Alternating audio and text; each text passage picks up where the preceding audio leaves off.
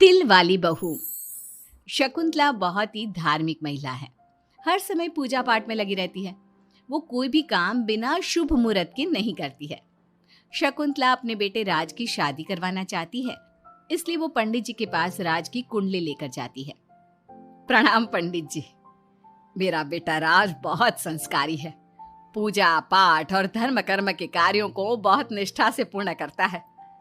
मैं अपने बेटे की शादी कराना चाहती हूँ, इसलिए उसकी कुंडली ले आई हूँ। शकुंतला पंडित जी को कुंडली देते हुए कहती है और पंडित जी कुंडली को ध्यान से देखकर कहते हैं, बेटे, तेरे बेटे का उज्जवल भविष्य है। इसका गृहस्थ जीवन भी अच्छा रहेगा, परंतु क्या पंडित जी?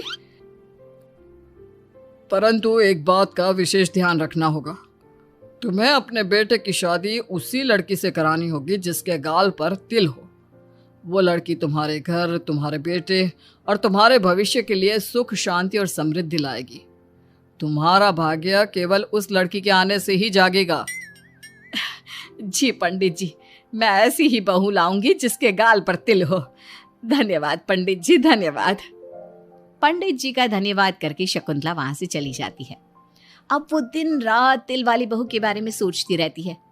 शकुंतला अपने बेटे का जहां भी रिश्ता लगाती तो उसकी एक ही शर्त होती कि तिल वाली बहू चाहिए, लेकिन उसे तिल वाली बहू कहीं मिलती ही नहीं। एक दिन अपनी माँ को इस तरह से परेशान देखकर राज कहता है, माँ, आप मेरे लिए तिल वाली लड़की क्यों देख रही हैं? अरे क्योंकि पंडित जी ने बोला है, वो तुम्हारे और इस घर के लिए भाग्यशाली साबित होगी। माँ, मैं एक लड़की से प्यार करता हूँ। आप मेरी शादी उस लड़की से करा दो ना।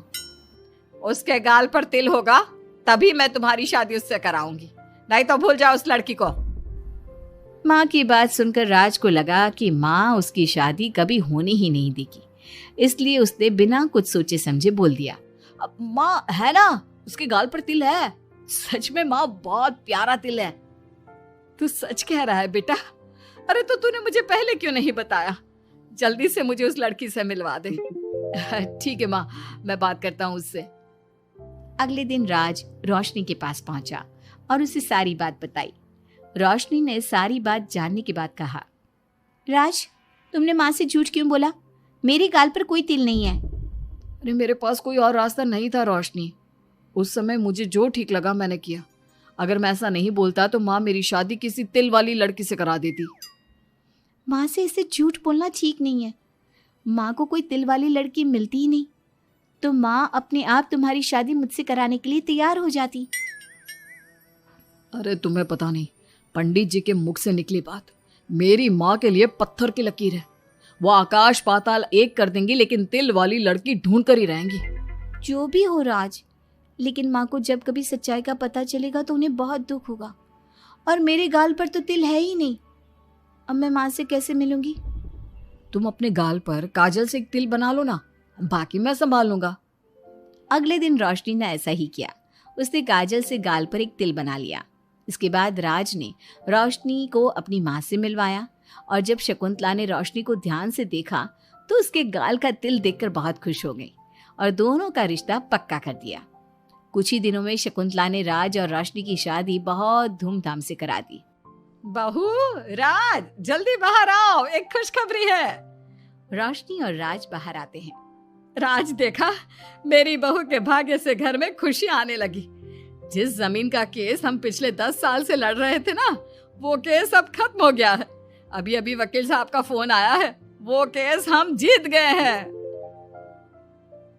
माँ, ये तो बहुत अच्छी खबर है। ये सब आपकी मेहनत का फल है। आपने इस कोर्ट केस के चक्कर में बहुत मेहनत की है। अरे नहीं बेटा, ये तो मेरी तिल वाली बहू के भाग्य से हो रहा है। पंडित जी ने बिल्कुल सही कहा था। शकुंतला रोशनी को बहुत प्यार करती है, लेकिन रोशनी के मन में दुख होता है। वो सोचती है, माँ मेरे झूठ को सच समझ रही है। अगर माँ को ये पता चल गया कि ये तिल नहीं काजल है तो उन्हें कितना दुख होगा। मैं आज ही राज से बात करूंगी कि वो माँ को सारी सच्चाई बता दे। शाम को राज घर आता है तो रोशनी राज से कहती है, राज, हमें माँ को सारी सच्चाई बता देनी चाहिए। घर में कुछ भी अच्छा होता है तो माँ को लगता है कि सब मेरे गाल के तिल की वजह से हो रहा है। तुम्हारे गाल की तिल की वजह से कुछ नहीं हो रहा। लेकिन हाँ, तुम्हारी वजह से हो रहा है। तुम इस घर में लक्ष्मी का रूप लेकर आई हो। सब बात ठीक है राज, लेकिन मैं माँ से और झूठ नहीं बोल सकती। मैं कल ही उन्हें सब कुछ सच सच बता दूंगी। नहीं रोशनी, अभी हम कुछ नहीं बता सकते। अभी हमारी शादी को ज्यादा दिन भी नहीं हुए। तुम माँ के दिल में अपने लिए थोड़ी और जगह बना लो, उसके बाद में पक्का मैं ही माँ को सब कुछ बता दूंगा। इस तरह से दिन गुजरने लगते हैं और शकुंतला के घर में खुशियों का आना लगा रहता है। शकुंतला अपनी बहू से बहुत प्यार करने लगी थी। एक दिन शकुंतला रोशनी के कमरे में गई। बहू, ओ बहू, कहाँ है तू? माँ मैं बाथरूम में हूँ, नहा रही हूँ। अरे देख तो मैं तेरे लिए क्या लाई हूँ, जल्दी बाहर आ। अब मैं क्या करूँ? मेरे पास तो काजल भी नहीं है, अब चेहरे पर क्या लगाऊं? राज तुमने अच्छा फंसाया मुझे। माँ आप अपने कमरे में जाइए, मुझे नहाने में थोड़ा टाइम लगेगा, मैं खुद आपके कमरे में आ जाऊंगी। नहीं बहू, तू जल्दी से निकल कर आ, मैं यहीं बैठी हूँ तेरे कमरे में। जब रोशनी को इस बात का एहसास हो गया कि उसकी सास कमरे से नहीं जाएगी, तो उसने अपने गीले बाल एक तरफ कर लिए और बालों से अपना आधा चेहरा छुपाकर बाहर आई। बहू नहा ली तुम? देखो मैं तुम्हारे लिए नई साड़ी और गहने लाई हूँ।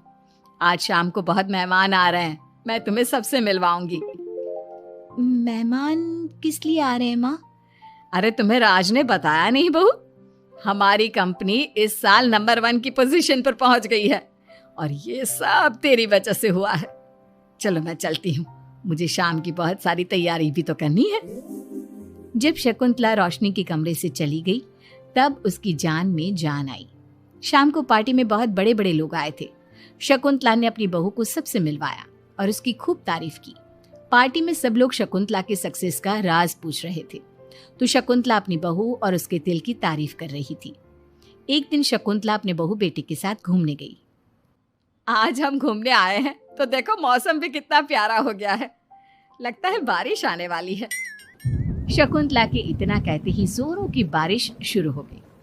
रोशनी और राज कुछ सोच पाते इससे पहले ही रोशनी के गाल पर काजल का तिल बह गया और शकुंतला ने ये सब देख लिया।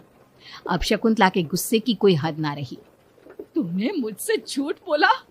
तेरी इतनी हिम्मत? कल वही मैंने तुझे इतना प्यार किया, तुझे अपने बेटे से ज्यादा ममता दी और तूने मेरे साथ विश्वासघात किया। मैं तुझे कभी माफ नहीं करूंगी। माँ, इसमें रोशनी की कोई गलती नहीं है, मैंने ही कहा था इसे ऐसा करने के लिए। रोशनी ने कई बार आपको सच्चाई बताने की कोशिश की, लेकिन मैंने हर बार उसे रोक दिया। क्या तूने कहा था? क्यों किया तूने ऐसा?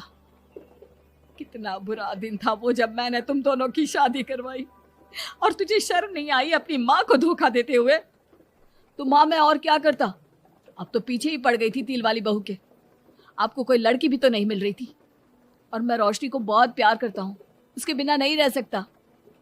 हाँ तो अब इसी के पास रहे, मैं तुम दोनों की शक्ल नहीं देखना चाहती। ले जा इस झूठी और मनहूस लड़की को मेरे सामने से। माँ, कल तक तो रोशनी बहुत भाग्यवान थी, आज ये मनहूस हो गई। अपनी सोच बदलो माँ, चेहरे के ऊपर तिल होने से कुछ नहीं होता। आपने देखा नहीं, रोशनी के घर आते ही हमारे सारे काम पूरे हो गए। आज हमारी कंपनी नंबर 1 है। अब कब अंधविश्वास करना छोड़ोगी? बेटे के इतना समझाने पर माँ को समझ में आ जाता है कि वो गलती कर रही है। शकुंतला अपने बहू बेटे को लेकर घर आ जाती है। अगले दिन शकुंतला रोशनी के गाल पर काजल से एक तिल बना देती है। राज और रोशनी शकुंतला को बहुत हैरानी से देखते हैं। तब वो कहती है, ऐसे क्या देख रहे हो तुम दोनों? ये तिल नहीं, काला टीका है, ताकि मेरी बहू को किसी की नजर ना लगे। शकुंतला की बात सुनकर सब हंसने लगते हैं।